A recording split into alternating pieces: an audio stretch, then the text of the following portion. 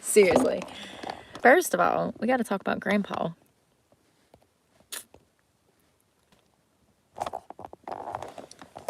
What was this? I think it was XKW or it was WKX 5599. Grandpa out on the road. Listen, maybe he just ain't got no motor skills. All I know is that he was bouncing from one line to the other, honey.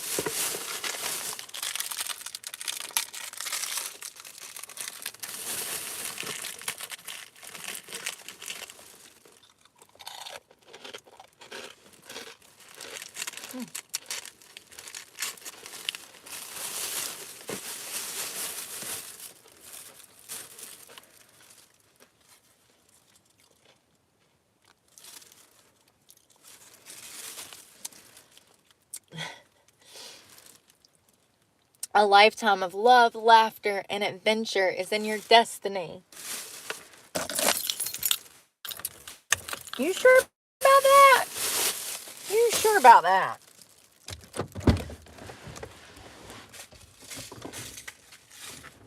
I'm 1,000 miles from nowhere. Damn it.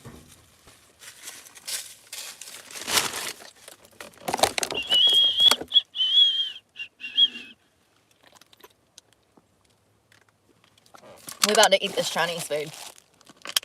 Ain't had a chance. I'm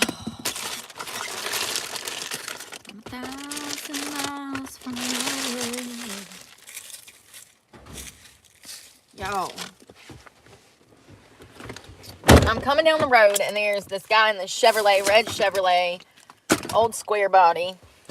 Probably like a 90s model, maybe early 2000s. And he is from one line to the other, going 20 to 30 miles under the speed limit. I said, Lord have mercy. What is going on out here? He was either A, drunk, B, had no motor skills and was truly too old to be behind the wheel of a car, or C, he was drunk with no motor skills and too old to be behind the wheel of a car. One of three. I don't know. Bless his heart. I hope that, listen, if you gotta drive, you gotta drive. You know what I mean? If you need groceries at that age, what do? You go get groceries.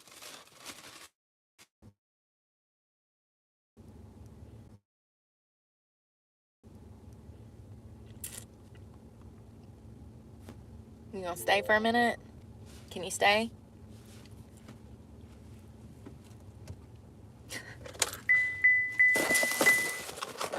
I want spicy mustard.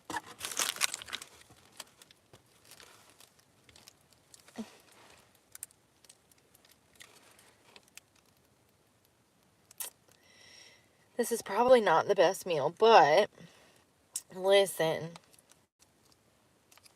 you gotta damn enjoy yourself sometimes, you know?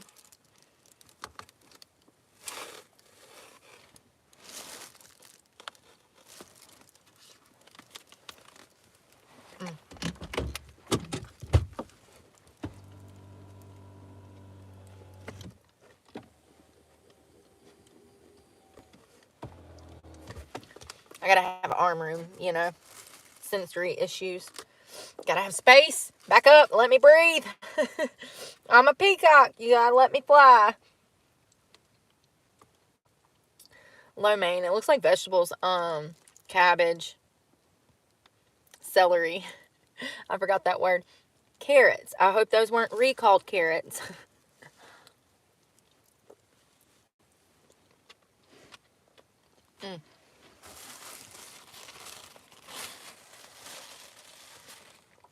Y'all see how peaceful the woods are?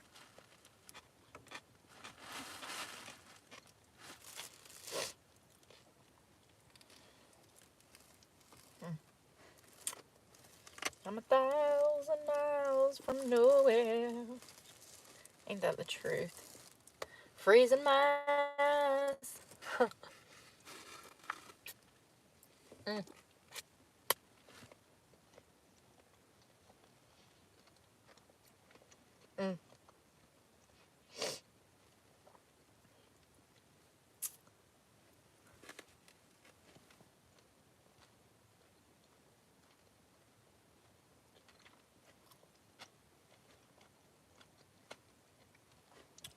I was looking at the weather in Jacksonville. It's going to be cold there.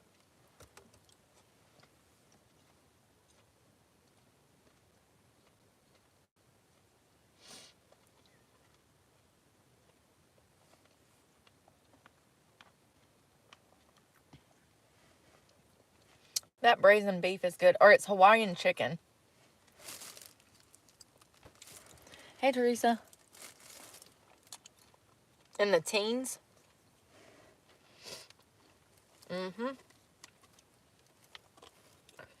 Some parts of this week are going to be in the teens.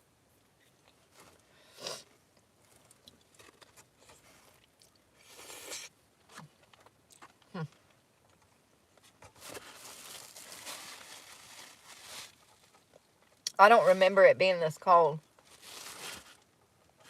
But it could just be that I've been spoiled. You know what I mean? I've been in Florida a lot the past 2-3 years. Well, some southern state. Anywhere where it's warm. Where is it warm? Where is there sunshine and room to run outside? Tell me and I will be there. As long as it's not populated.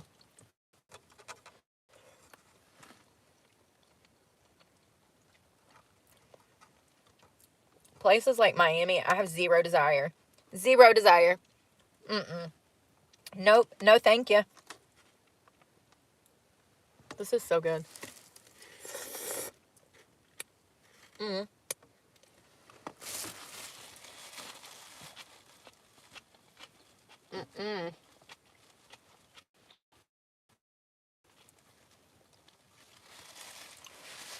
All I know is I'm ready to blow this popsicle stand. For real. I'm so ready. To get the hell out of Dodge.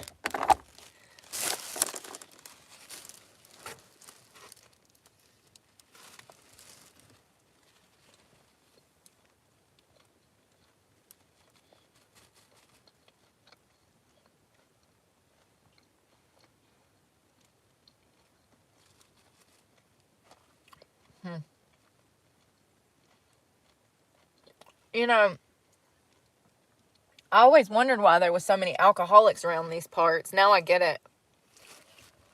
Now that I've stepped away and stepped back in it, you know what I mean? I can see why that is like. I would say that alcohol, methamphetamine, and fentanyl in that order is the problem around here. Do you know what I mean?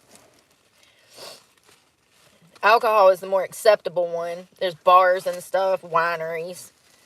So, you know, I don't know. It ain't nothing for me to get behind somebody that's been drinking and driving on the road like they're like drunk. Like bouncing from line to line. They had a fall festival here months ago and freaking not too long ago. Anyways, that night,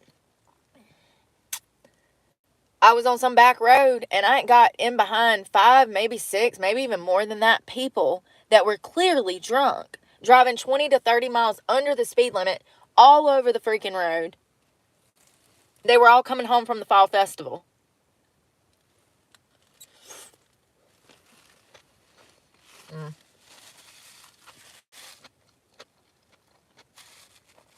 That's why I try to stay out these streets when they doing stuff like that.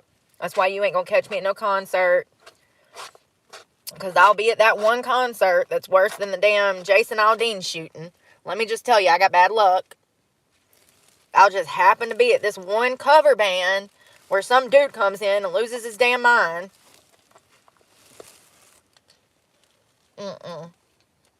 I'm good. I've been to enough shows. I've been to enough parties. I've been to enough bars. I've worked in enough bars. You know what I mean?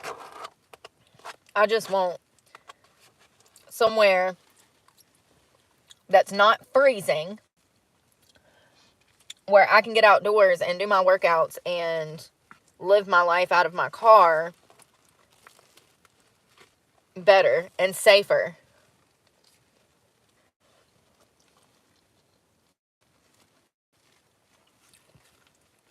It's definitely a boring ass town. I'll tell you that. Ain't shit to do here. Nothing.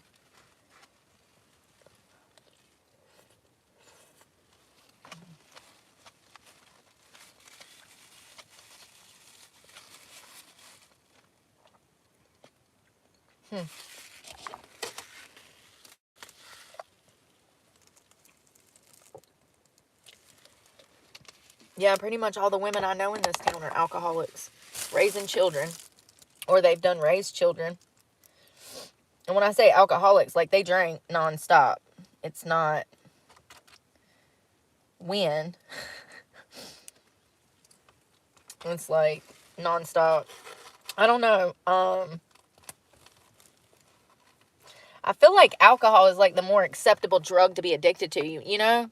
Like people go, look at Jessica Simpson. Y'all not remember when she got drunk and was on some talk show drunk during like daytime talk? And then she came out and said that she had a problem, that she went to rehab, she cleaned up, good for her. But like, you see soccer moms with Stanley Cups at damn soccer games. What do you think's in there? I know what I think's in there.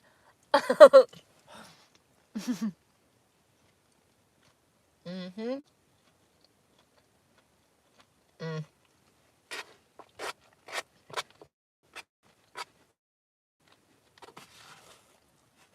Oh, yeah. Y'all remember that guy, that woman, the councilwoman? She was a city official, Democratic. I don't know where it was. I showed y'all the video. She got arrested for DWI, and then she started talking about the police officer's manhood.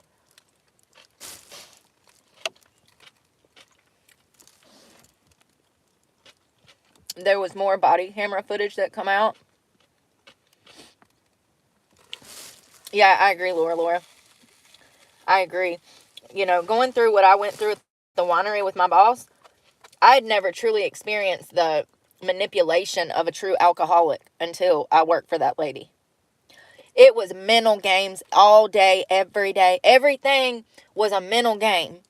Everything.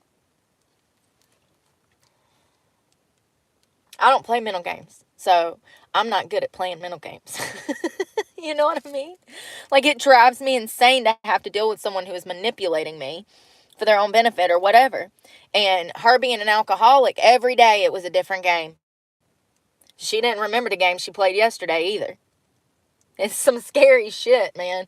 I mean, it's borderline. I almost wonder if that bitch wasn't a narcissist. It was so crazy what I went through mentally. And she knew that I needed that job because I paid my truck payment with that. I don't know, man. Anyways, what was I about to say? Yeah, no, I agree. Alcohol can be, when you're dealing with a true alcoholic, they can be very abusive, narcissistic, hurtful, damaging. Yeah, I ain't never really experienced that before that. Like, I knew people around the neighborhood that drank all the time, and it was rumored they was alcoholics, but I never had to deal with them on a one-on-one basis, get a paycheck for them, work for them. You know, I don't know. There was a lot of codependency there now looking back. Um, mm.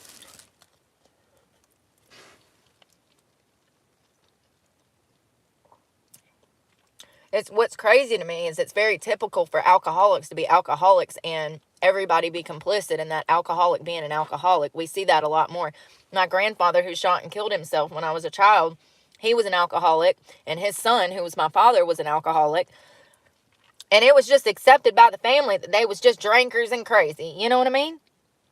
Like, I feel like if the whole family is going to be complicit in someone watching someone murder themselves, alcohol is the drug that everybody's like, oh, well, he just needs he just needs a 12 pack before bed every day. It's fine. It's not a problem. You know what I mean? I feel like alcohol is that drug that the whole family is kind of in denial about.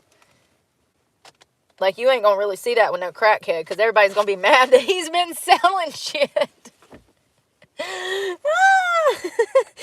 Daddy pulling the TV again. Mama's going off and whooping his ass. You know what I mean? Like, alcohol's a little bit different. Sorry. Oh, God. Yeah. I'm kind of glad that I walked away from that job. Like, I am glad. I'm grateful that I chose to just be done with that situation.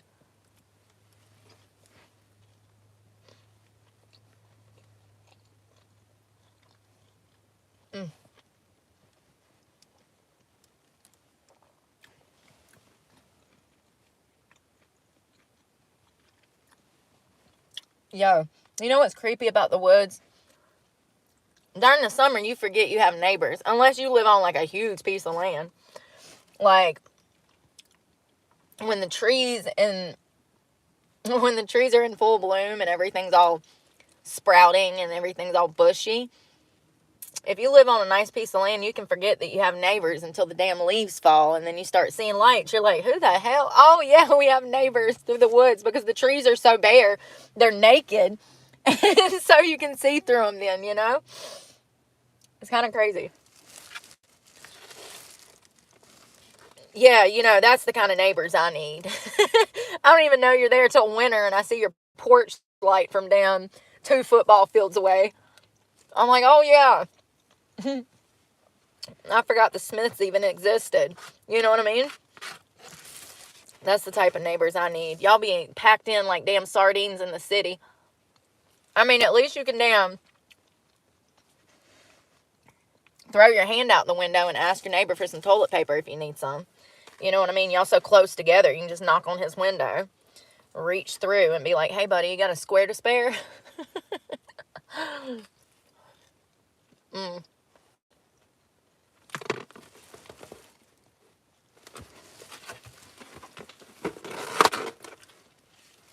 I needed that so much. Thank you so much, Cindy.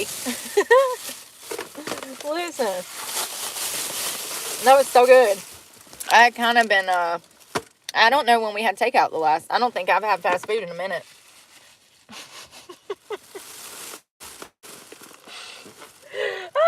Y'all saw me trying to buy scrambled eggs this morning. It didn't go too well.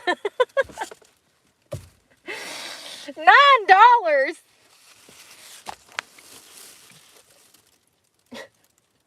for 4 eggs. And it would have been 7, technically.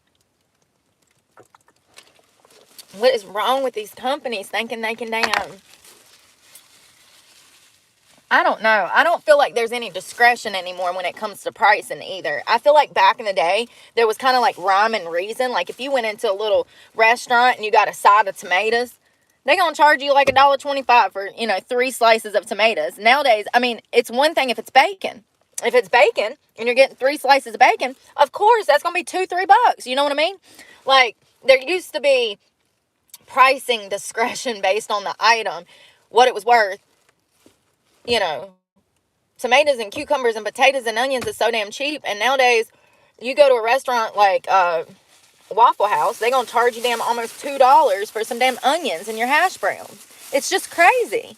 I'm sorry, call me crazy, but a $3 hash brown with some onions shouldn't be damn $6-7. And it is. It is. I don't know how much is, the last time I went in there, I got a hash brown and 2 eggs, and that was like $11 if I'm not mistaken. And it probably wasn't the last time. That was just the last time I was at this one down here that is crooked as hell. Yeah, I don't like the Waffle House and stuff like that. I mean, unless you're coming out of a bar, of course, Waffle House slaps, I gotta stop all of my teeth. I need to brush my teeth anyways. I'm about to go take a shower in a few. I was kind of like hoping it would get warmer, but I don't think it's going to get warmer. I think it's going to continue to get colder.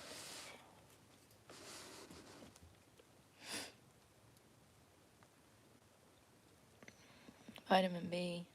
Help people with drinking. Where is... I need a toothy toothbrush. Oh, God. That Chinese food already made my stomach so funny.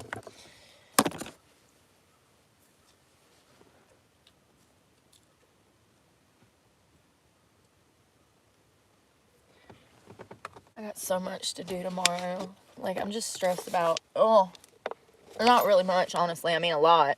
I'm mainly stressed about how the hell I'm going to get back home. Because this is no longer my home. I'm not welcomed here. I don't fuck with these people here. You know what I mean? This is not my tribe.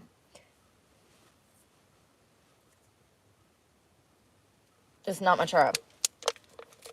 That's all I know.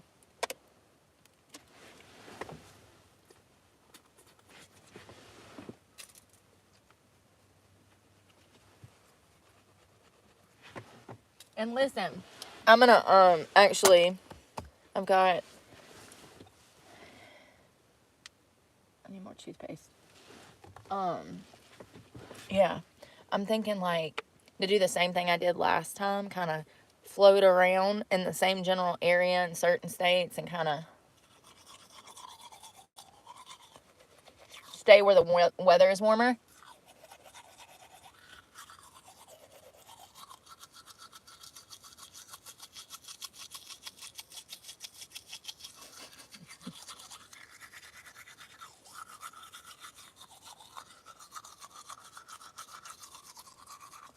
I mean, if I'm gonna have to live out of a car, I might as well make the best of it, which is what I did the first year I went to Florida, and I literally had one of the best years of my life, if not the best year.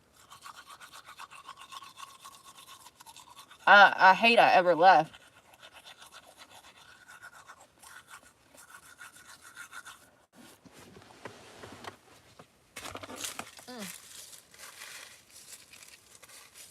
Dude, my quads are still killing me. I couldn't now. I'm like, this morning, I'm like, oh, I need to go find somewhere to do my split squats. And then step out of the truck, and I'm like, oh my God, I can barely stand up. Yeah, that wouldn't have happened. I would have knocked out 2 sets and been screaming. Crying.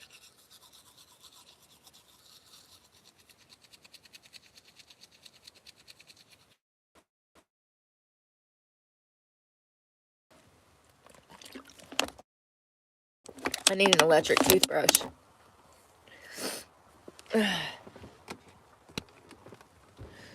Burr. It's cold. Why does it matter what state I'm in? That's so creepy. Ugh. I wouldn't mind visiting some places in Texas. Not alone, of course. I don't know. Is it safe? I know they have a lot of immigration problems, so I don't know if it's safe or not. You would think that Mr. Abbott would have it pretty safe. I don't think they play that shit in Texas. I think that they will fast track you to the death penalty if you want to F around and find out.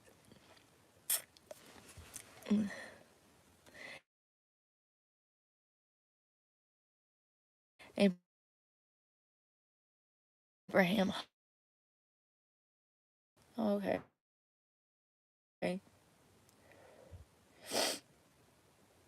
Yeah, I checked out, are you talking about, like, hip? Yeah, y'all ever seen that? Oh, that Big Daddy with the crazy eye guy? I'm so going to bed early, and I'm getting up early. I have a lot to do. I'm going to spend, like, an hour in the bathhouse getting ready in the morning. I want to give myself a manicure and a pedicure and all of that before. If they tell me that they can move my appointment up, I'm getting out of here as soon as I can. I can't stay here and keep spending money on gas like this. Like, it's killing me. It's a huge problem. Trying to stay warm when it gets this cold. I mean, last year, I know I was stressed about gas. Oh, last year I was working at the winery and at the restaurant. So, and I still had savings too. So I didn't have these problems last year. I mean, things were not good. I was depressed, but I had money for gas to stay warm and money for food. I was also getting food stamps then, I do believe, which helped out tremendously. That was almost $300 a month. I mean, it didn't cover everything, but it covered a lot. It helped a lot. You know what I mean? So it just, it's kind of crazy how things work out, ain't it? Shit be wild sometimes. I'm going to take one of these because I'm going to shave with a good razor. Y'all know I bought that razor with like the interchangeable heads from the Dollar Tree. That's why y'all be walking around with razor burn. All you strippers I used to work with, y'all always complain about razor burn. That's why, because y'all be using them 2 or 3 headed razors. They're trash. They're absolute trash. They cause razor burns. Not only that, they carry bacteria really bad. I can't be using them Gillette freaking 5. It ain't getting close enough. Listen, this is the lighter company, and I don't even think they make these anymore, which is really sad. But the big company made these. Best razor you ever used in your life. Seriously. I've been using them for like forever. Since Jesus was a boy. I think Jesus sent that down for me himself. Seriously. Best razor ever. And I can't believe I found 2 of them. I'm so excited. I'm like, yay, I can have an actual shave. Like, I probably need to get one of those, like, you know, the bearded man ones. Like, the old ones that just have the one blade. Like, I like a close cut, honey. I like a close cut. When it's got 2 or 3 razors, or like, you know, I just feel like it's not the same, y'all. And that thing gave me razor burn, and I ain't never had razor burn in my life. Ever. Bought that damn $1.25 razor from the Dollar Tree, and your girl hurt. I said, what the world is this? I ain't even never felt it before. That's what was surprising. I'm like, what is going on? And then I noticed that, like, the hair was cut funny. And, yeah, it gets caught in your clothes. I'm like, I said, these razors are raggedy. Never again. Dollar Tree. I love South Carolina. I was just there.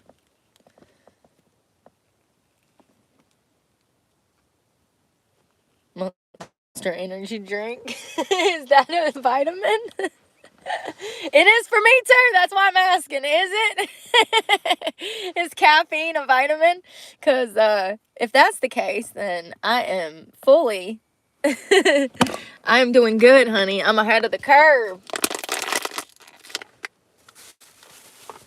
Picking up trash. I'm picking up trash. I'm picking up trash. So ready for bed. This weather, man, I see why people get in the house and never leave. Mama and Papa wouldn't leave during the months. Papa would go to the grocery store and grab groceries for them, but Mama didn't really leave the house much when it was cold.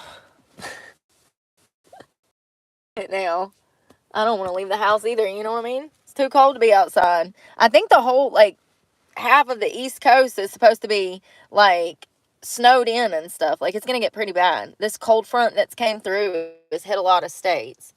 Florida, South Carolina, Georgia, North Carolina. It's freezing in all these areas. I looked at the weather in Jacksonville. I was like, holy crap.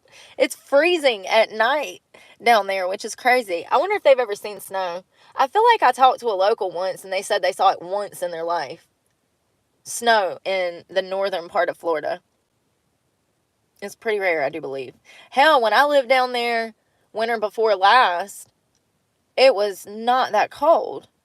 I don't remember it dipping down into the damn 30s and 20s. It's wild.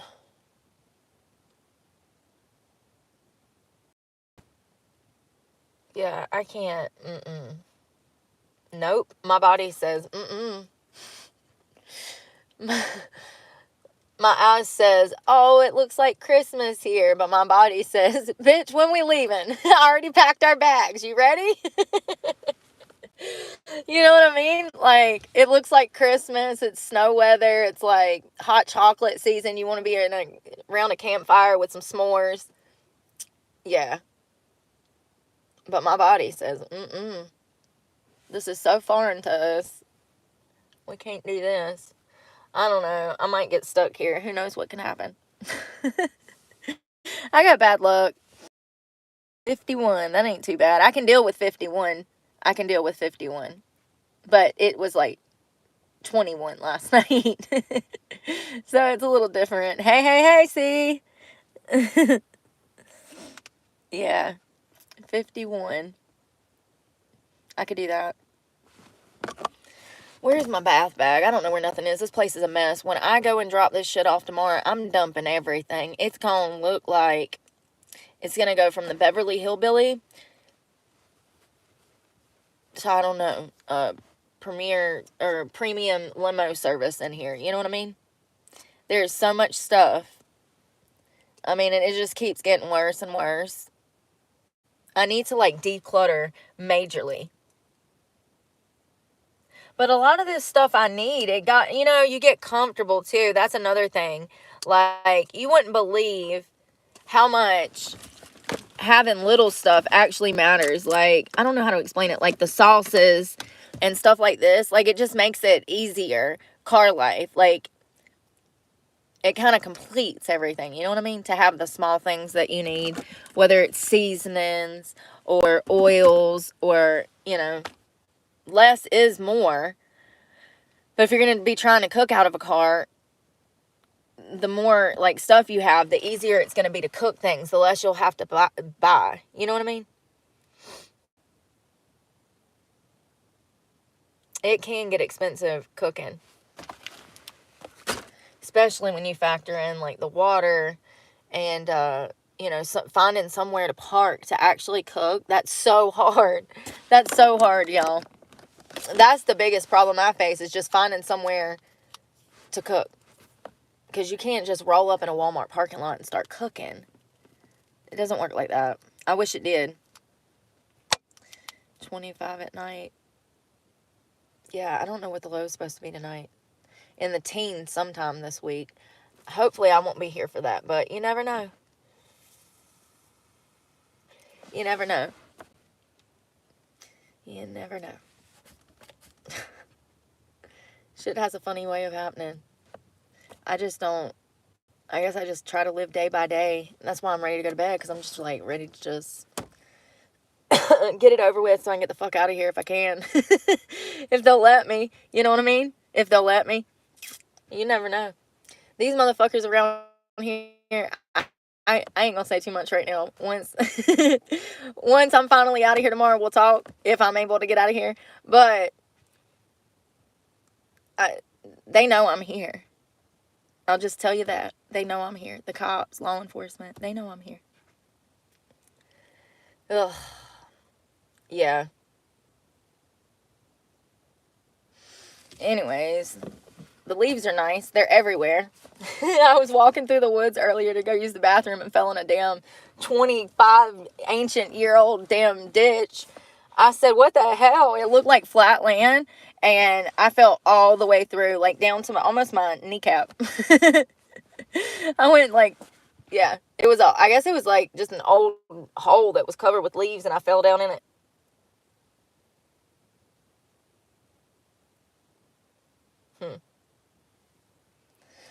This park's alright. It's kind of creepy though, I keep the doors locked. I don't go out unless I'm going to the bathhouse or to use the bathroom, or I'm leaving. And I don't be out, like, talking to people. Y'all know I don't talk to strangers. I ain't talking to nobody. I don't speak to strangers. Sorry. That pisses them off. Maybe I need to find something else to say. I put my headphones in and act like I'm listening to something, and I'm not. I'll be listening to your conversation while you think I'm listening to something.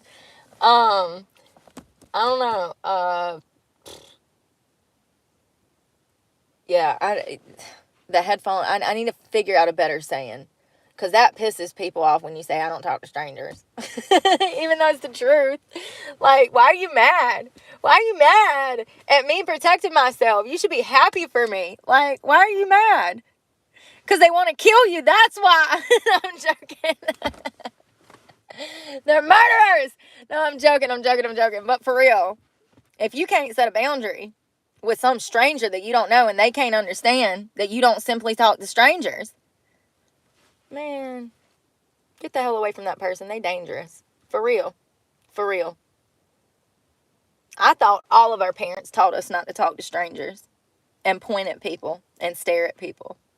But if I've learned anything this year, apparently not. Yeah, I think that it's not smart to talk to people, especially when you're a female by yourself. If you're a van lifer or not. If you're a college student off at college doing laundry in a communal laundromat, and you got, people trying to talk to you, I wouldn't advise it. You don't want to get too comfortable with people you don't know. And it is good to set boundaries to protect yourself. You ain't got to be rude like I am. But you can distance yourself from people in a, safe manner and set boundaries. And you should, because you can't trust everybody out here. You can't trust everybody out here. And like that whole laundromat thing where those guys rolled up and from windows. I think I've seen those, Laura. That family that rolled up to the laundromat that day, and then the father cussed me out, what looked like the father, and then the son's outside talking about she doesn't talk to strangers. I read his lips. I was like, they're out there literally talking about me. This is so creepy. No laundry. I'm in there washing laundry. And this whole family shows up like the damn Beverly Hillbillies in a truck. 2 of them walked up. What looked like a father and a son walked up. And then 2 women rolled up in a truck, which was like a mother and a daughter, and they were all together. They all knew each other because they all talked. But the son and the father was at the laundromat like maybe 10 or 15 minutes before the 2 women rolled up. They had no laundry. It was creepy. The son tried to talk, and I'm assuming that this was a family. Listen, they all fucking looked alike, okay? So they either they were first cousins or sister brothers or something, I don't know. This is a small town. For all I know, we have the Whitaker Juniors over here. I don't know.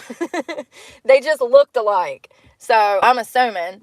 And then the young guy tried to talk to me, and I said, I don't speak to strangers. I went back to doing my laundry. I could tell he like stomped off or something, and then his father comes outside of the laundromat and sits down on a bench, and then the son goes over to him, and he's like, she said she doesn't talk to strangers. And then they're like laughing or whatever, and then the father comes in, and at this point, once again, they still don't have no laundry. They just loitering in a damn laundromat with some girl.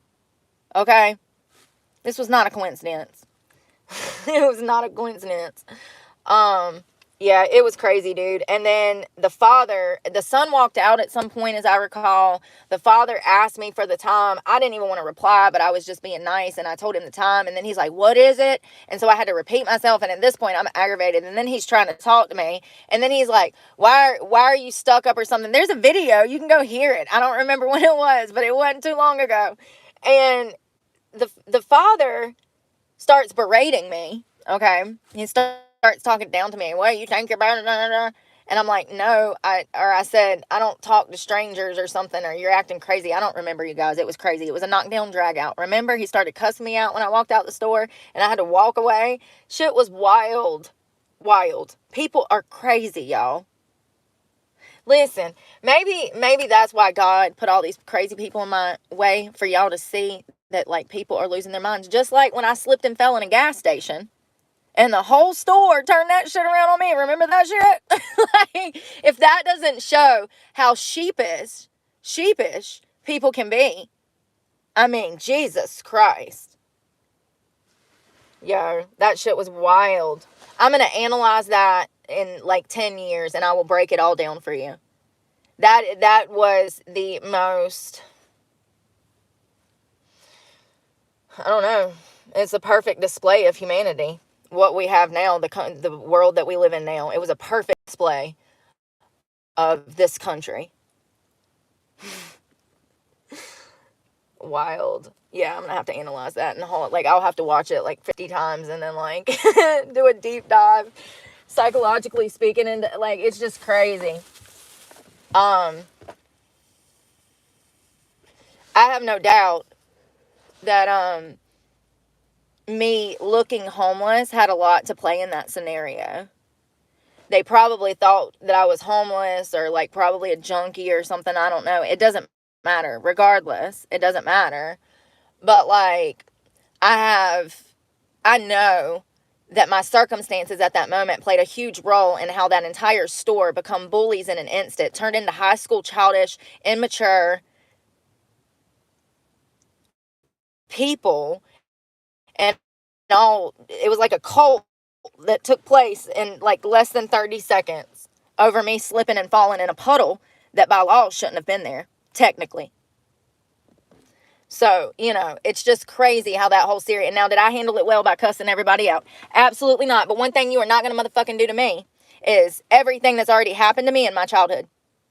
You're not going to stand there and treat me like shit. Those people to go around intentionally trying to start problems with people that have problems.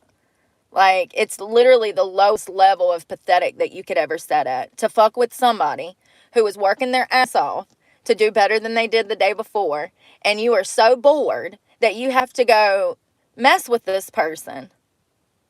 I mean, I thought that behavior like that stopped after high school, but apparently I didn't get the memo. It is sad that people behave like that. It is. But I'm here to tell you that the lower you go on the totem pole, the broker you become, the less able you are to defend yourself, the more people come after you in that manner, which is even more pathetic. Imagine people trying to bully and kick down the weakest of weak, the people that are already at their rock bottom. That's how society is, though. That's how a lot of people are that never grew up, that don't love themselves, that suffer from insecurities, low self-worth. It's sad. I think that hurt people, and I don't know, this past month, dealing with people who invest in themselves and work on personal growth, it reminds me of why I left this place to start with. You know what I mean? The only reason I was here was because of the medication. Now I don't have the medication, so, yeah. I hate being back here. I really do. It is a miserable existence.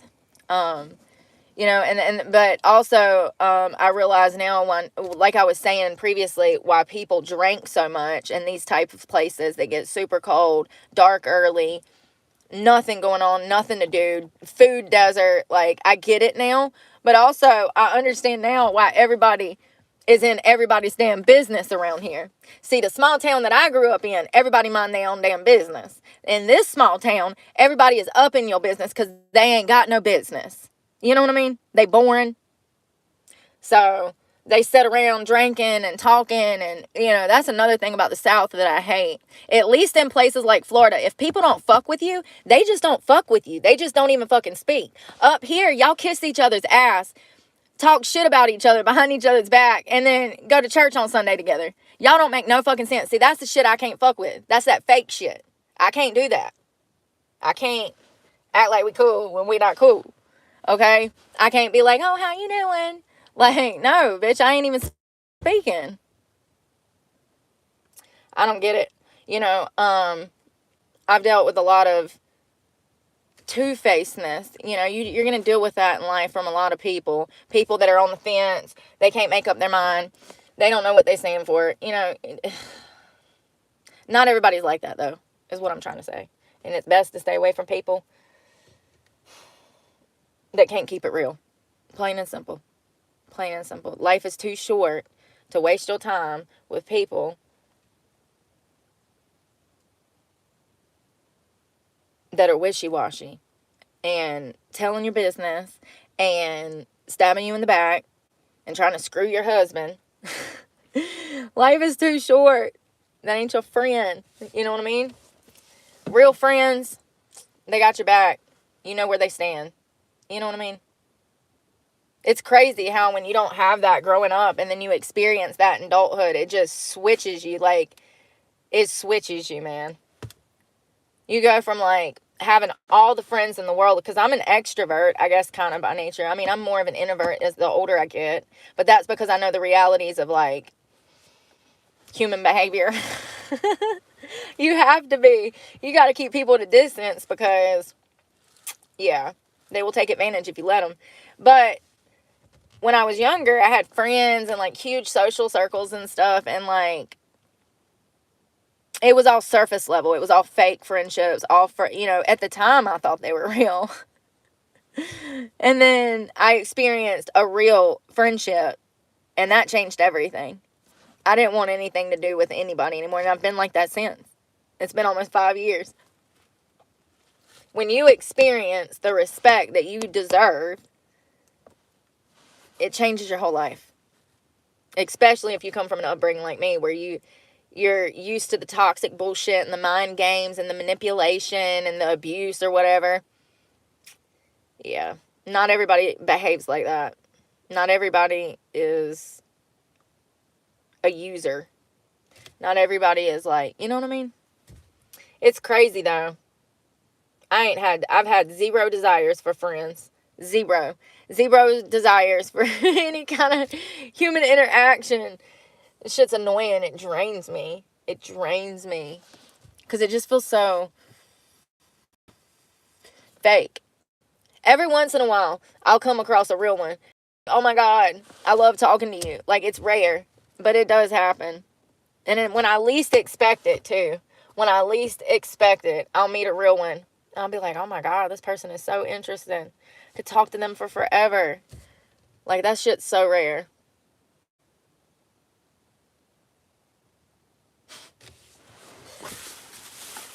Yeah, most people you meet nowadays, they just, I don't know, rub me the wrong way.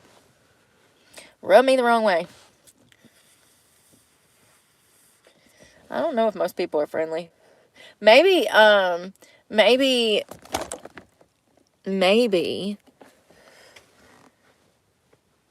think the majority of people act nice, but they don't mean it. I don't know, and I think people treat me funny because I'm a girl, too. Like, if you're, I don't know, man, I call it pretty people problems, and I'm not even that pretty, which is crazy. You know what I mean? Like, I feel like the prettier you are, the more certain people come after you for no fucking reason. Like, I don't know, I feel like people think you got it easy because you're semi-cute or something. Like, bitch, bye. See, that's your problem. That's what everybody else thinks, so I don't get no help. Yep. Been down this road before, you dumbass. No, but for real, like, and then you have other people that are super freaking nice and, like, go out of their way to help me. You know what I mean? Like, the lady that didn't tow my truck. The people at the gas station that could have towed my truck. They didn't. You know, then you meet people like that, and it's like, okay, so not everybody's bad. Just half of them. For real. You just got to be careful. I don't know. Like I said, the lower you go to the bottom, the worse people you meet. You know, it's like the strip club industry. You're not meeting the most well-rounded, educated, homegrown girls. You're meeting some of the most broken women you'll ever meet who have already been through a lot. So it's the same situation. The poorer you get, unfortunately, the poorer you get, the more sketchy characters you come in contact with because of your circumstances. You know, a mother that has to live in subsidized housing is going to be in a dangerous area. It's just unfortunate, but it's what it is. So you meet a lot of unsavory characters the poorer you get. And I know that firsthand from growing up in the foster care system and then growing up with my parents who were poor and then, you know, bouncing around my whole life. I do believe that that's why I've met some of the craziest freaking people you'd ever meet, man. It's like the girl that murdered her sugar daddy in Charlotte. What is going on right now? This is literally something movies are made out of. Yeah, I've met some pretty rough people, good and bad, but mainly bad, you know, me personally. But I don't know, I'm not trying to sound cynical. Yeah, Southern hospitality. I don't know. I kind of like that damn Miami shit where people just don't even speak. That's where I'm at in life. Like, we ain't even got to acknowledge each other. We can damn be at the same party and I don't even need to say, hey, I saw you, you saw me. I'm so antisocial lately. Super antisocial. But I've been enjoying that too. Like, just being able to take a load off, you know, somewhere warm. And be able to focus on working out and focus on eating. Like, I needed to do that so bad coming off that Suboxone. And I didn't feel like anybody was giving me time either. Like, I felt so rushed by it. Just, I don't know. So much was happening at the time as I'm coming out of jail and trying to get off Suboxone, and everything's just rushing at me. I got bills overflowing me. I got bond. I got so much going on. It was overwhelming. I don't even know how I made it through that time. Oh, yeah, that's right. Drinking. That's right. Okay. I remember now. Like, seriously, there was times, though, like, not drinking. There were mornings that I would wake up and I would hurt so bad. And the only thing I wanted to do, the only thing that would make me feel better was getting behind the wheel of the car, turning on some freaking heavy metal and riding to go get coffee. The only thing that made me feel good was to actually, like, drive and listen to music. And I had the same thing happen when I came off of heroin for the first, like, 2 weeks. Once I was able to, like, walk, so it would have been 3 to 4 weeks into my recovery, coming off of black tar. The first 2 weeks, I couldn't even walk. I was completely bedridden. I ended up having to go and get IV drips put in my arms and stuff because I was so dehydrated and malnourished. But the second and third week, when I was finally able to, like, get out and get moving and get in the car, the only thing that made me feel good was riding around listening to music. And I did it for like 3 or 4 hours a day. I did not care. I was like, listen, if I got to drive around for the rest of my life 4 hours a day listening to music just to feel okay, to not go back to heroin, I'll do it. You know? It's cheaper than doing heroin. The gas will be cheaper than heroin, honey. I was ready. I was so ready to get clean. Like, I knew I wanted to be clean, but I didn't have the support to get clean. But I did it. I said, fuck your support. You coming to get me to get this IV, or you gonna let me die? For real. If you give a shit about me, you're gonna get me right now. Thank God he did, because, you know, you'd give me $300 a day to go buy black tar heroin. Why wouldn't you damn give me $300 to go towards helping my recovery? Thank you. I will say that. If he ever did something right, appreciate it. And tripped in the damn IV bar. $380 something a trip. But it does help. I'm telling you right now, if you can get a damn IV drip coming off of some shit like that, oh honey, you're gonna speed track your recovery. Every day that I got that IV, I felt 50% better.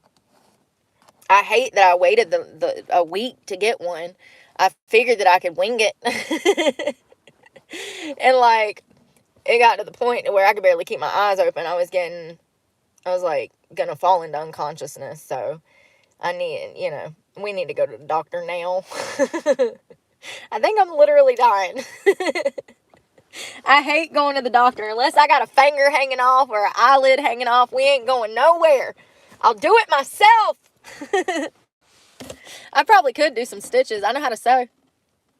I think I could do it. Now, whether or not I barf in the process is the question. I don't necessarily have a weak stomach, but I do think that it would be interesting trying to apply stitches because you're going through skin, so I don't know how I would react to that. But if I had to do it, I would do it. You best believe it. Yeah, the last time I got stitches, I cut my finger off in Florida. Just half of it. Just half. 7 stitches all the way up the side. Said, Lord, have mercy. What have I done? I said, it's not that bad. I grabbed a shoestring, wrapped it around it, went back to cooking. Looked down 2 seconds later, that entire string was soaked. I said, oh, Lord. And I had a white shirt, wrapped it around it. Looked down 10 minutes later, the white shirt was soaking through. I said, Lord, this is pretty bad. This ain't good. Avocado hand. Apparently, tons of people every year cut their hand in the exact same way. They call it avocado hand. It typically happens when they're holding the avocado like this, and then they go to cut it like this, or they cut it like this, and then they cut their inner hand.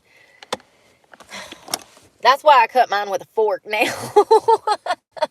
That's why I use a spoon to just slit it down the side and just twist it apart, because, Brooke has had a few accidents. One time they had to come out to the house and sew me up in the driveway. That was so nice of them. That was like 1/3 of the cost, y'all. That was nice of them. They just stitched me right up. I was opening up a pack of steak and cut my thumb straight across. Yeah, I'm accident prone.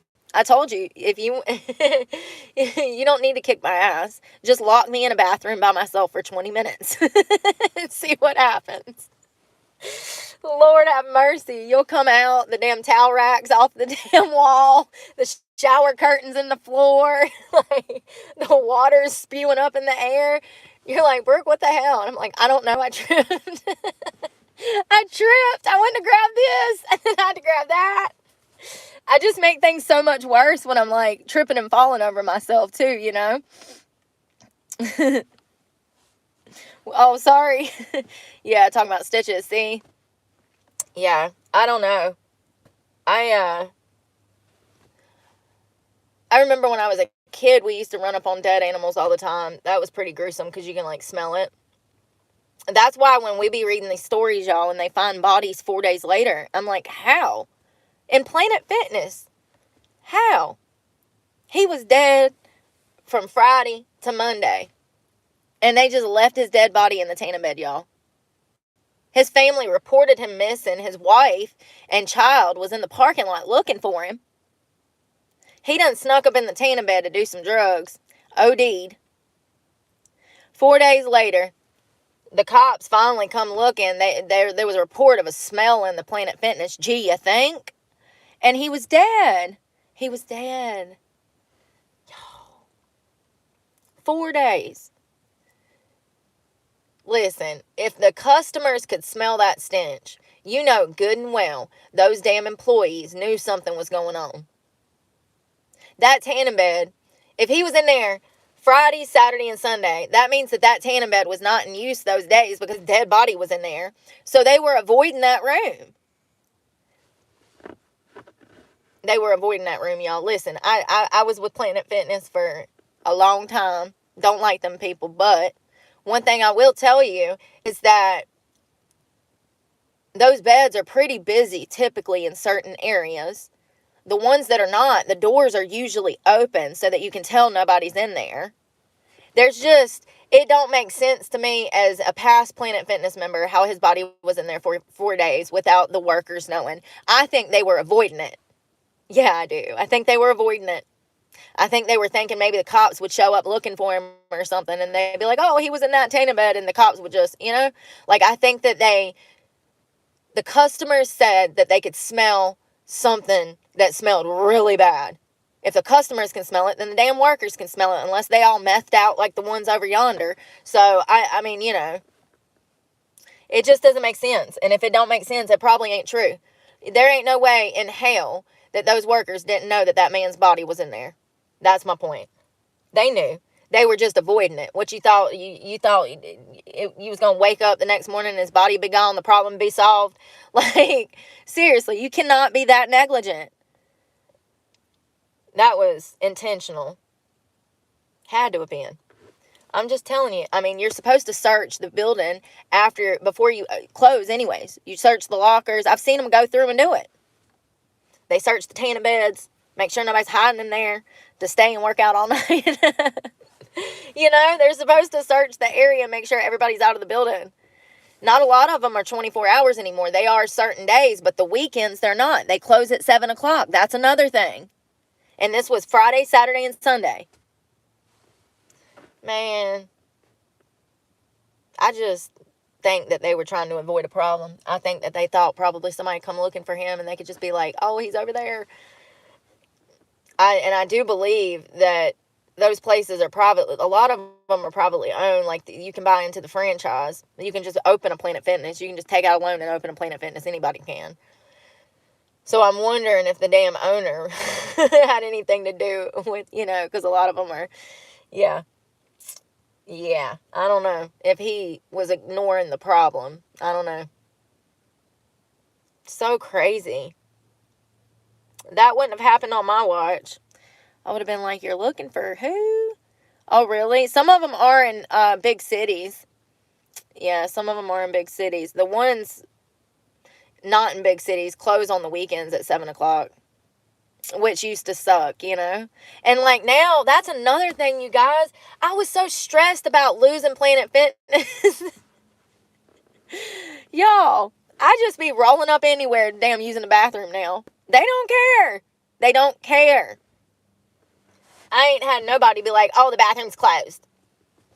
Like, that's another thing. There's bathrooms everywhere down south. Everywhere.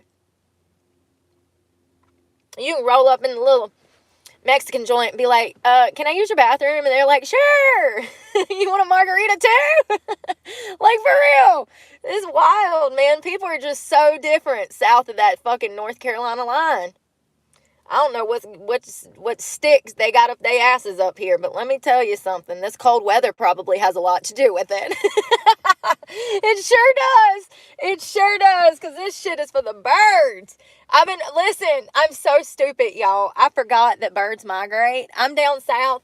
I'm like, there's birds everywhere, birds everywhere. I saw birds reported on the news. Some meteorologists said that their radar got messed up because there was these mass migrations of birds, right? And I'm like, God, there's a lot of wildlife down here. I forgot that they migrate down there every year. That's why there's so many wildlife. And I'm thinking that we done killed off all the animals here.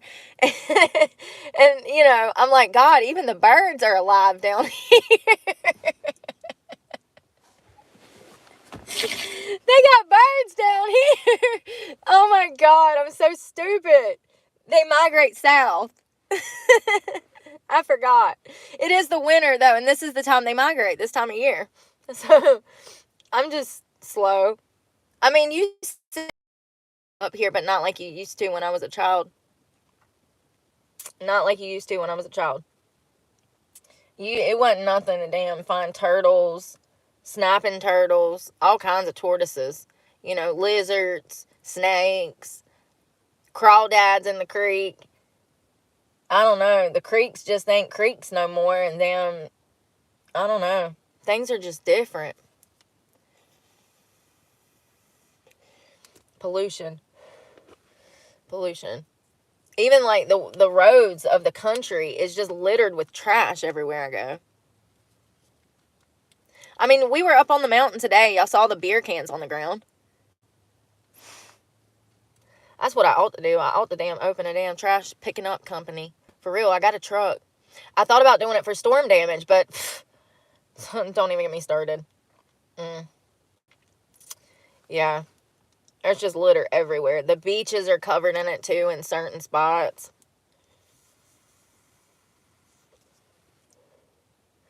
You would think that the city would clean that shit up, but I reckon not.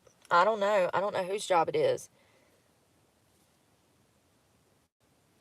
But I could pick up trash all day in the sun, in the Florida weather. Absolutely. Sign me up. I'll do it for free. Shit. If I'm doing it for free, you got to stick a beer in my hand.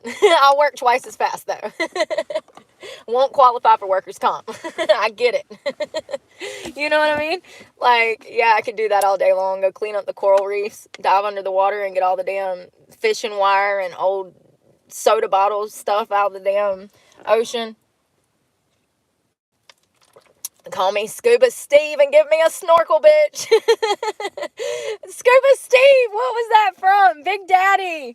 Oh, God. Such a good movie. I need to watch that. I might do that. I bet it's on YouTube for free. Scuba Steve. That's from the same movie I was talking about earlier. Hip Hop Anonymous. There was another one, too, that was really good. Mr. Deeds. That was hilarious. Blackfoot, Crazy Eyes. I think I watched bits and pieces of that last Christmas or like last winter, and it was so cheesy to me. But when I was 20, it was hilarious. When I was 20, I loved that movie. Mr. Deeds. I used to love some Adam Sandler, man. Happy Madison, Happy Gilmore, or is it Happy Gilmore? Is it Happy Madison or Happy Gilmore? Great movies. Adam Sandler, and he's such a mellow guy too, man. Like, he dresses, that's why I say I'm Adam Sandler's little sister all the time, because I dress like a bum. I mean, that's why I say that, because he dresses like, dude's a millionaire, and he dresses kind of like 90s dad. He doesn't care. He never matches. He's always in super baggy clothes. He's a really mellow guy. They say he's really nice too.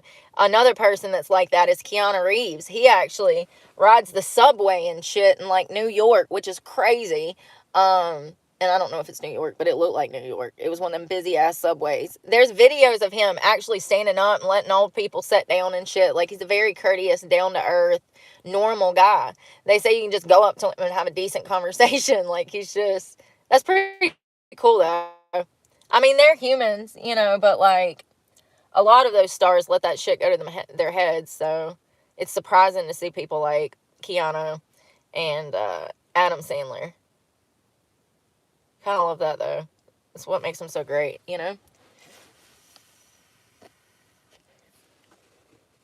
Oh, thank you.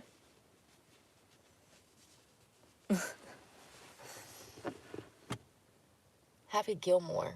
That was the name of it. Another one that I want to watch soon is Grandma's Boy. I ain't seen that in forever. Great movie. Every time I watch that movie, though, it makes me think of my grandma Millie. Because she was the same way. She'd be like, come on in. You want something to eat? You know how grandmas are. They got to feed you, slip you some money without Pawpaw seeing. My mama, man, we'd be walking through the house. And, like, mama would be in front of me. And she'd reach that hand back. And she'd be like, grab my hand and slip like a 20 in my hand real quick. She's like, she turned around and be like, like, okay, mama. So cute. I miss that. She was so adorable, man. She was the sweetest woman you ever meet.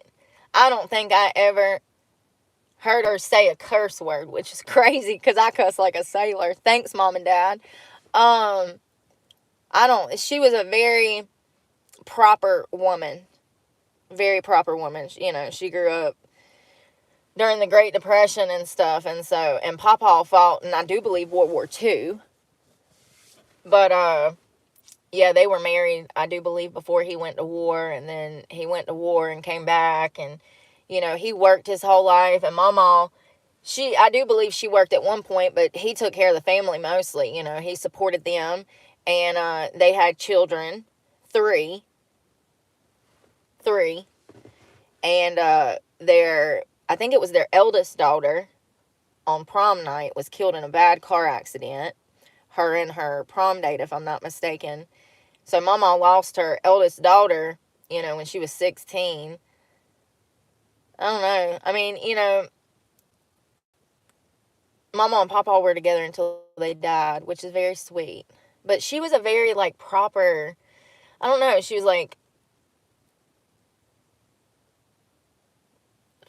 classy, you know what I mean? Proper. She always had to go get her hair done once a week, Wednesday. She had to go to the beauty hairstyling lady, and the lady would put the curlers in her hair and put the perm on there, and she was just a very woman's woman, but she was very proper. Like, she knew how to hold her tongue. She knew how to control her emotions. Sometimes the apple falls very far from the tree. That's all I'm saying. Sometimes that apple gets thrown by the wind way down the road. The wind picked me up and carried me. I'm a peacock, remember? For real. She was just a very elegant. There you go. Elegant. I got pictures of her I should show y'all that are pretty badass from the 70s. She's got like the beehive hairdo and like the crazy neon pattern couches and like the bell bottoms. Oh God. She was so pretty though. Yeah, she was so pretty. Pictures of my mom are wild back then too. Like the 60s and the 70s were just, I would have loved to have lived back then. I should have lived back then. I definitely should have lived back then. I'm such an old soul. Like, I missed my calling or something. I got stuck in a generation that I was never meant to be in. I mean, the 90s were great, don't get me wrong, but like, I don't know, it was a simpler time back then, Things weren't so hectic as they are now. I feel like,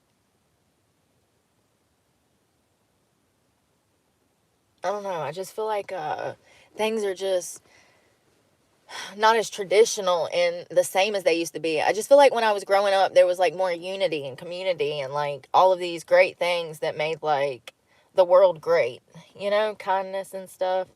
And I just don't feel like it's like that anymore. I feel like the bigger technology becomes, the more people slip away from reality and like the true meaning of life. So, I don't know. I just feel like things were just simpler back then. Yeah, we didn't have all of the luxuries of today. I didn't have my face creams and my nice AirPods and my fancy razors and vapes, but we had cigarettes and bonfires and roller skates and good music and, real friendships. Yeah, it was different. I do miss those times a lot. The 90s were awesome. People also had compassion. Yeah, a lot. And empathy. That's another thing. I just feel like things have changed when it comes to like what people's passion, like compassion is geared towards. It's so crazy to me. It's like, yeah. We used to unanimously agree that, homeless people and like our veterans, our single mothers that were on the street, we used to unanimously agree that they needed help and that, we should help them. It's not like that anymore. It's not like that anymore. There's so many people that are being forgotten about, and going back to Western North Carolina, watching what I watched this morning, y'all, I did not know that it was this bad still. Like, there's people in tents, living in tents in freezing temperatures up there right now. People, families, children, sleeping on the ground in tents in freezing temperatures. It's just crazy. There's bunches of people who have donated mobile homes, RVs, things like that to these families so that they have somewhere, but there's no running water. There's no running water. A lot of places there's still no power. It's like, God, I feel like it was 3 months ago. No. Mm-mm. That place, Asheville, Swannanoa, Black Mountain, all that area may never be the same again. With everybody losing their job, no children's being able to get an education, with everything shut down and people displaced and homeless, it might take them years to recover, even in the slightest. And it's almost like our government completely forgot about them. I mean, not that they were even there to help to start with, in my opinion, but I do wonder how many more times these natural disasters are going to happen and FEMA and our National Guard and our government fail us before people say enough is enough. This is changing. Like, we have to change this or something happens because, the Maui incident, I mean, those people lost their properties, lost their homes, same situation. It's just crazy. It's so sad. Seeing those people sleeping in tents, y'all, on the ground with children. Oh my God, the frost. You could see the frost on the inside of the tent. I mean, it definitely makes me grateful to have my truck. I'll tell you that.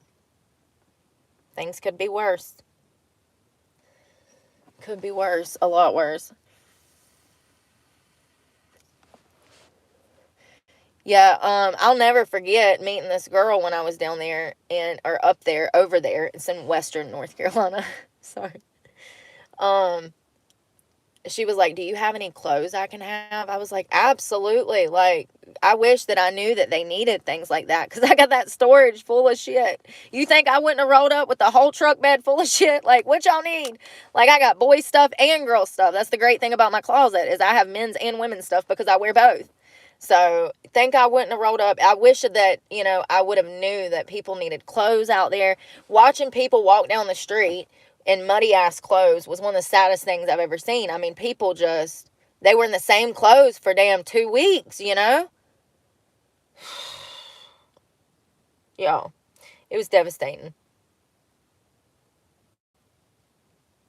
It was definitely one of those times that I wish that I like had an actual videographer because we could have filmed so much. Like, I don't think the footage that we have now is definitely memorable. Certain scenes will be like, certain pictures will be in my mind that I saw in real life that were in newspapers and stuff. particularly the plane that was upside down against the power lines. And then there was also a white van that was like face down in the water right in front of this bridge with all of this debris. The trailer park that got washed away, there was a picture of that I saw in the local news. All of those will be like, I saw that in person and I will remember that for the rest of my life. It's just crazy how there were not boots on the ground. It's unacceptable. And then to find out that they diverted money from FEMA to illegal immigration is even crazier. And the Department of Justice, the department, they said it on their website, is even the craziest part. And then they tried to backtrack after this disaster to say that, oh no, we never deferred funds. And then somebody pulled up the website and said, wait a second, here it is. This is what you said 3 months ago. I mean, it's just crazy how they try to lie to us. And they put us in horrible situations. And they'll continue to keep doing it. Hopefully some shit's going to change. We'll see. I think that, the people that Trump has picked are some of the best people he could have picked. I think that he's making smart moves right now. I really didn't like that Matt guy. I don't know if y'all can tell that before he was accused of assault. I really didn't talk about him much because his look. Listen, some people look like that for a reason. It's a warning. It's like bright colors in the wild and animals, okay? They look crazy. They might be crazy. Just go with your gut instinct. If you feel like they're crazy, maybe stay away from them. You know what I mean? And that Matt guy, he's just got this sinister look to him. And I keep saying that, sinister, because that's what it looks like. I don't know if those allegations are true, but do I think there's some merit to it? Yeah. You know why? Because, first of all, he actually knew this guy closely that was convicted of human ST. So how do you even get mixed up with this guy if you in politics? It's weird. I don't know. He just feels like the type to me. That's all I'm saying. Maybe I'm wrong. But I don't think that, I don't know. I think that I do believe that they have every reason to frame him. Absolutely. I do believe that. And I do believe that there's a little truth and a little lies mixed in there to both sides of the story. I believe a little of both stories. I do believe that these people are trying to frame him now. But I do believe that he was potentially having sex with young girls. You know what I mean? You know what I mean, Vern? I think there's a little truth there. Because how you know this guy? He ain't in politics. He's a S-tier. How you know this guy? Y'all go to college together? I don't know. Why are you mixed up with this guy? That's why you got to be careful who your friends are. And who you dealing with. I mean, listen. The sad part is I really like Mila Kunis. And I can't even defend her. I can't even defend her. She is making poor choices. She made really poor choices writing defense letters for Danny Masterson. And then here she is still with Austin Kutcher, whatever his damn name is, after he's mixed up with Diddy. And all of this shit is coming to light about their relationship. Girl, you gonna let him drag you down with two different S-tiers? Sex offenders? I don't know about that. I think you need to, maybe think about you and your kids, girl. I don't know. I was never an Austin Kutcher fan. I never thought he was hot.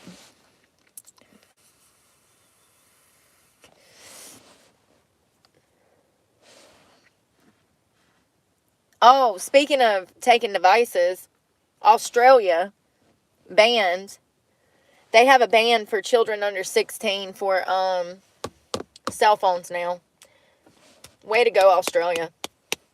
Watch the children's grades skyrocket. Watch them start to socialize and thrive.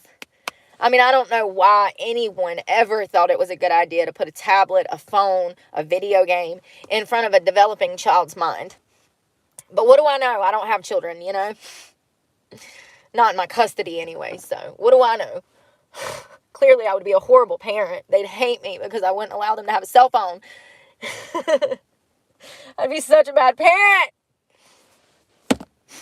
How evil. You get phone time an hour or two a day. How evil. And I don't think video games are that bad necessarily. That's something that I would actually love to do with a child. You know what I mean? Like, we got to play the 64. You got to play Donkey Kong, and we got to play, I would want them to learn the old stuff, and then the new stuff they could teach me. That's definitely something that, Now, we talking Grand Theft Auto at damn 8 years old. That's problematic. I don't know what Grand Theft Auto was. I was alive when the first one was created. OG Grand Theft Auto. I can't remember if you could, I feel like you could, I don't remember. I feel like you could, run over people, rob people, punch people. I feel like you could grab women, too, or something. One of my favorite was Twisted Metal. Man, that game was so much fun. The ice cream truck. Oh, my God. Such a great game. Twisted Metal. I think that was the name of it. It was a lot of fun. It was similar to Grand Theft, but it was, a little different. But anyways, yeah, I don't think video games are like the devil, but I do think that we have a generation of people that get fixated on them and get consumed by them. And I used to do the same as a child. I used to go to my grandma's on Friday nights, y'all. And I'd be like, Grandma, we gonna play Mario till we win. And we would. All the way till Sunday, honey. We would, in between sleeping, of course. Because she had to rest her eyelids, okay? But we would play, either Mario 1, 2, or 3. And independent, Grandma always had the Nintendo. And we started out with 1. And then I remember when Mario 2 came out. Mario Brothers. And then 3, which was pretty epic at the time. But anyways, we would play them all the way through and win them. It was so much fun. So yeah, I know how it can be consuming. Me and her would get locked into a game of Tetris for the whole day. Oh man, I miss those times. They were so simpler.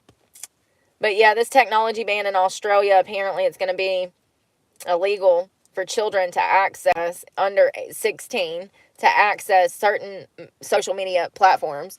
The only platform that I've heard that they'll be allowed access to at this time would be YouTube, which is, I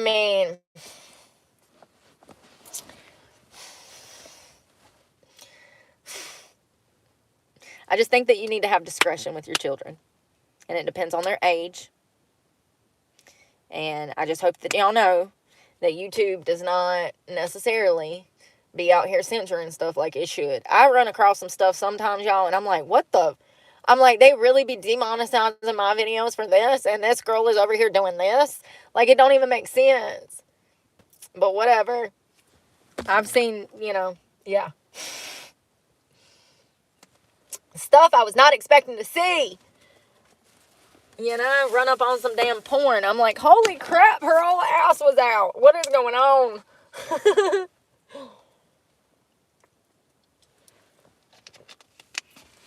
I don't know about that.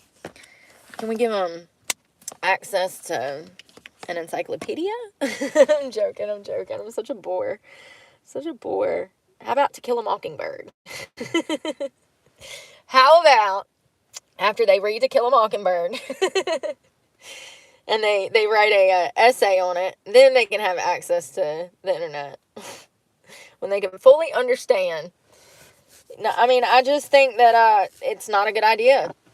I don't know. I think that it's not great to give a 2-year-old, 3-year-old, 4-year-old, 5-year-old a tablet or access to the internet. It's just not smart. You can't watch them 24/7, and there's nobody out here censoring this stuff for you. And kids are curious, and we don't know the long-term psychological effects, but just in the past 20 years, we can assume that it's not been good for them, yeah, we have young boys that are not even having human connections anymore. They are holing up in their houses, basements, wherever, and they're isolating.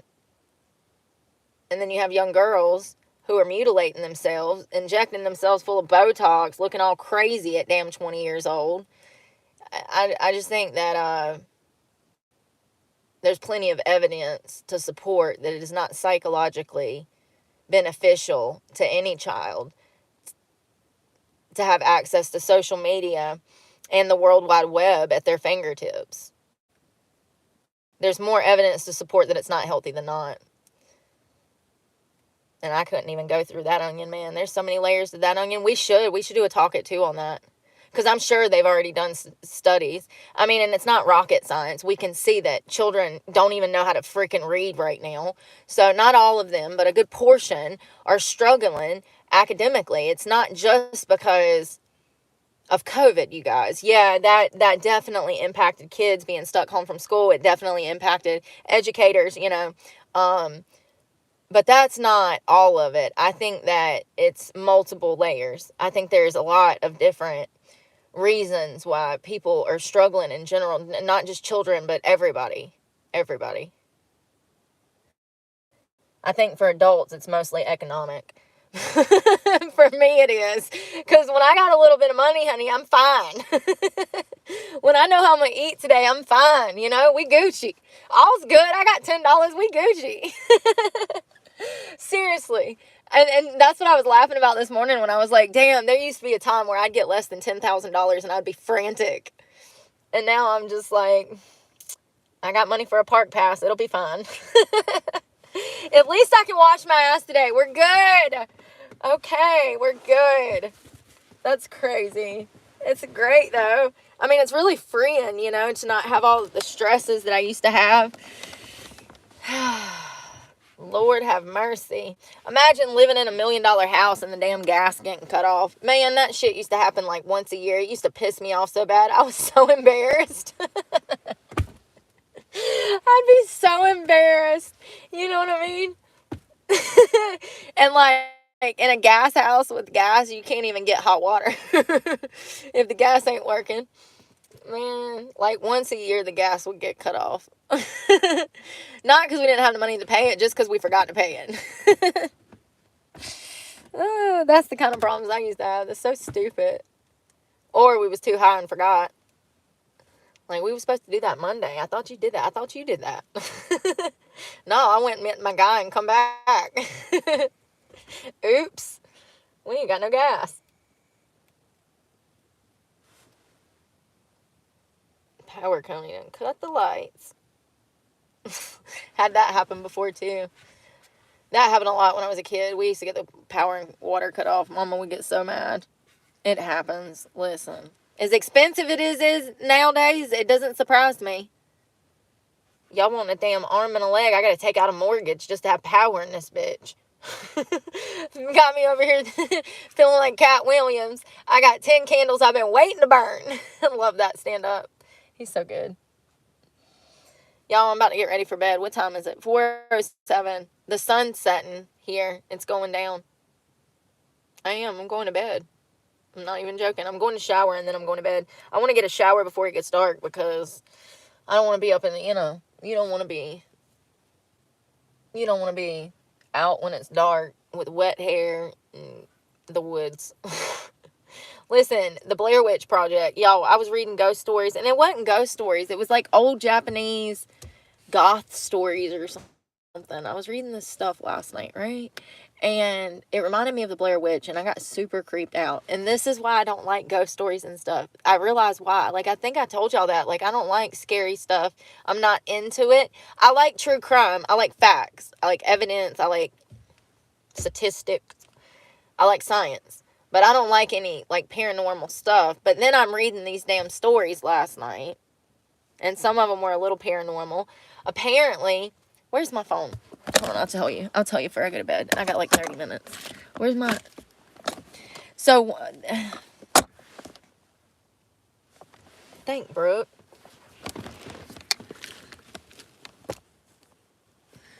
Oh, there it is. So, I don't know how to explain these stories. It's kind of like up for interpretation. Hope I said that right. Up for interpretation. I hope it'll come up. Anyways, these stories creep me out, y'all. And then I got to think about the Blair Witch, and I was like, oh my God, I'm in the woods by myself. Like, what if that shit's real? I was creeping myself out, and then I finally fell asleep. That's why I don't, I don't mess with the paranormal stuff. You know what I was reading about? The Conjuring. You know that was a real story. Well, okay. So it's partially a real story. It was a house that this couple moved into, and I do believe like 1971. They stayed there until like 1981. Apparently they had like 3 or 4 daughters, and all of this weird stuff would happen in the house to the kids and to the mother, and stuff would be moved, lights would flicker, kids would like see ghosts, you know.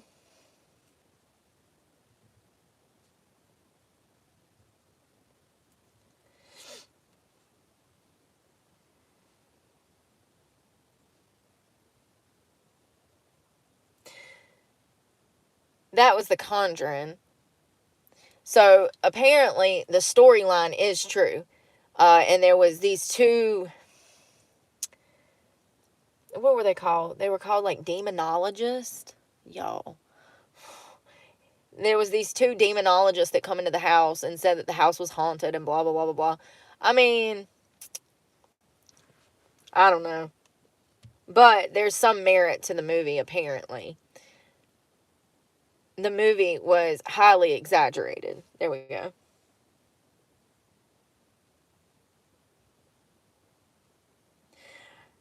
So, I don't have the other story. I wish I would have saved it. Oh, this is it. It's called The Moonlit Road. Let's see if I can get through this. Okay. So it's called The Moonlit Road. It's a gothic horror story by an American Civil War soldier, Ambrose Bierce. Ambrose. Listen. I'm just going to read the damn story. The first part is narrated. Hold on. Blah, blah, blah, blah. So there's a boy who's summoned home from college by his father because his mother, Julia, has been found strangled. His father claims that he returned from a business trip and saw the figure of a man fleeing the home. Upon entering the home, he found that his wife was lying dead in her bedroom. Months later, the father and son are walking down a moonlit road when the father sees something and suddenly turns pale and disappears into the night. The second part of the story, hold on. There's a man who describes himself as a wandering outcast, racked by guilt. He recounts a dream in which he suspects his wife is being unfaithful, and he returns from a business trip early to find a strange man leaving his home. When he finds his wife cowering in her room, he murders her in a fit of jealous rage. In another dream, his wife's ghost confront him on a moonlit road at night, and the strangulation marks are still visible on her neck.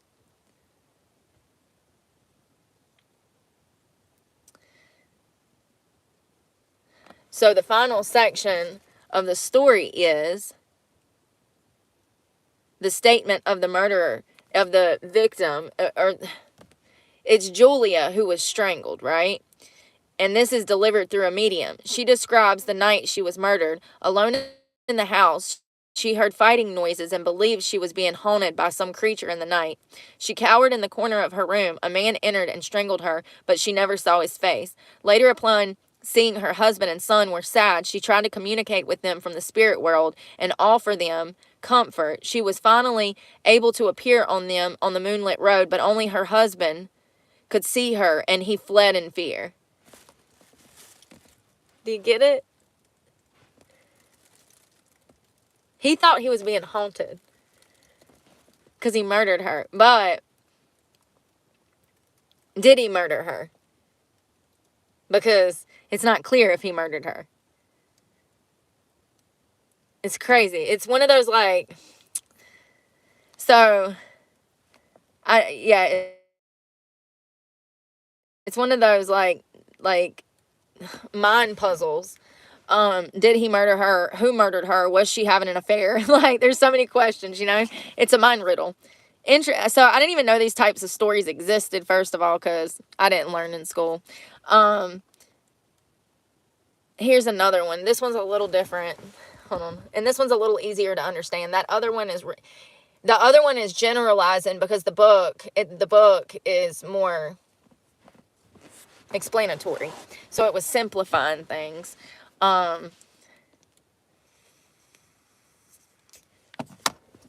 Okay.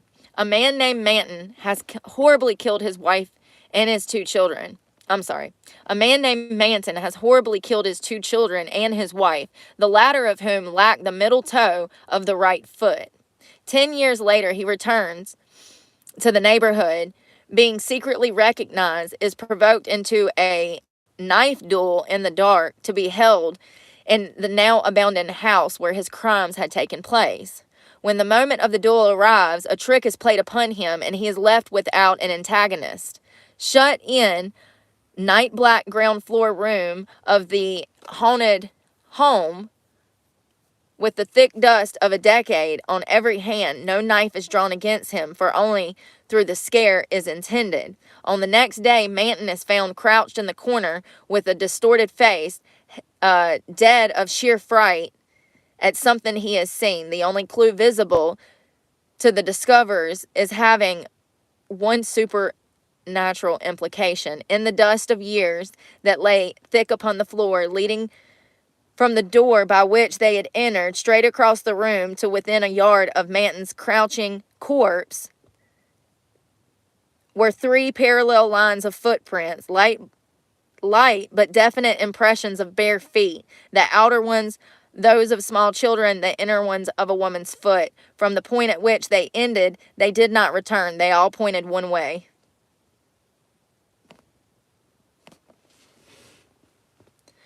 That story is the middle toe of the right foot, because her right foot was missing a middle toe. That's crazy, y'all. It's creepy. It's creepy. Like, so he killed her, and then she come back and murdered him.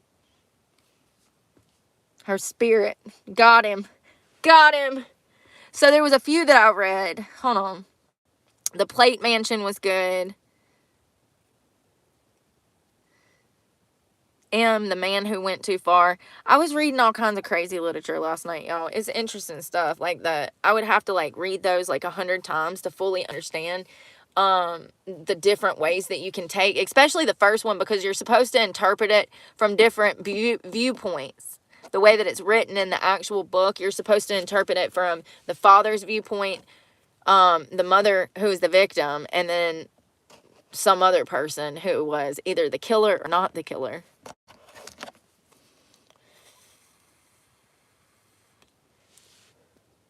I don't know. A brook. It's a stream. It's a stream. A brook is a stream.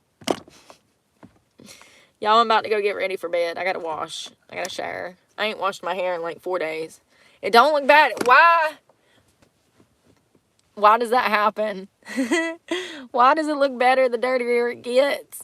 Make it make sense. It ain't even damn parted down the side, right? It looks better the dirtier it gets. Maybe I shouldn't wash it as much, but I do wash it like every other day. Typically, it's been 4 or 5 days. Oh, breezy is quick. Like, I'm pretty, if you haven't noticed, I'm pretty breezy. Like, we about to do this and do that and da-da-da-da. Yup. Well, I'm about to go, y'all. I hope y'all have a good night. I'll be up early. I'll probably have some news at some point tomorrow, unless I'm getting the hell out of Dodge. I'm trying to go as soon as possible. This weather is like, it's depressing, man. Maybe some people are just not meant to be in the cold. You know? Maybe some people just ain't made for that shit. That's all I'm saying. I mean, but I already knew this. This is why I've already lived in Florida several times. So I don't know why I'm surprised that I'm miserable up here. I honestly wanted to get back and get a handle so I can go. Because this shit be drawn out. Some bullshit. Don't let me forget to tell y'all tomorrow, if I'm able to get the fuck out of this town, what happened today. Please don't let me forget. Because this shit's wild. I said, are you fucking serious? I ain't even been back 48 hours. It ain't even been fucking 36 hours, bro. Why are you in my face? Why are you in my face? I'm gonna need you to get missing. Please get out of my face. I don't know, man. That's small town bullshit, I guess. They ain't got nothing else to do. They ain't got nothing else to do. Mess with some girl that ain't messing with nobody. You know what I mean? Let's go fucking mess with this girl that don't mess with nobody. Smart.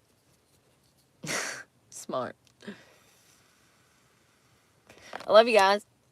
I hope that y'all have a happy Monday morning. Don't work too hard out there. It'll be what, December 2nd? Welcome to December. Christmas is around the corner. I'm ready for it to come and go, honey. I want it to come and go. Hasta mañana.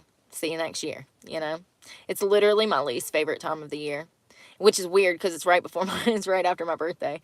So I don't know. There's something about the holidays that just pulls me into a depression, and it really helps for me to be outside, being able to work out and be away from all the craziness, you know, the coldness and the people up here. But we'll make it through it one way or another. That's all we can do. And we'll talk in the morning. Y'all be safe tonight. Get some early shut-eye. Well, not at 4:30 like me. I probably won't go till like 6 or 7. But still, get some good rest. Don't forget to drink your water. And pray for me, because God knows I need it.